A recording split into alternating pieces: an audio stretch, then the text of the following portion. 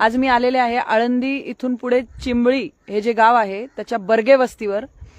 तुम्ही बघू शकता पूर्ण परिसर हा एकदम जंगल वस्ती आहे आणि चारी बाजूनी सगळं खडकाळ आणि डोंगर सदृश सगळं आहे। इथे कमीत कमी 25 ते 30 फूट खोल खड्डा करून, माझ्या मागे बघा,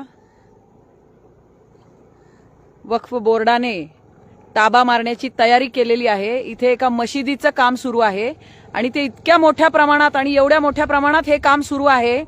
बघा, मशिनी सगळे त्यांचे जे काही आहे म्हणजे आत्ताचे जे उपकरणं वगैरे आहेत ते सगळे आणून तिथे पडलेले आहेत, ट्रका लागलेल्या आहेत, माल पडलेला आहे। या ठिकाणी इथल्या ज्या तहसीलदार आहेत ज्योती देवरे मॅडम यांना मी विनंती करते की या कामावर स्टे आला होता, थांबवायला सांगितलं होतं, तरी देखील काम त्यांचं जोरात सुरू आहे। हे काम तात्काळ थांबवण्यात यावं।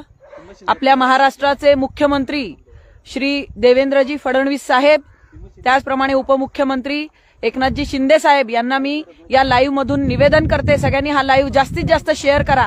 त्यांना मी या ठिकाणी आवाहन करते, विनंती करते की वक्फ बोर्डाचा प्रश्न आपल्या भारत देशाला पोखरून खाण्यासाठी आ वासून उभा आहे आणि हा यक्ष प्रश्न आपल्या समोर उभा असताना देखील अशा पद्धतीचं देवाची आळंदी, ज्ञानोबा रायांची जी आळंदी आहे त्या आळंदीला एक ग्रहण लागल्याप्रमाणे हे चिंबळी येथील बर्गे वस्तीमध्ये हे एवढं मोठं बांधकाम यांनी करायला सुरुवात केलेली आहे।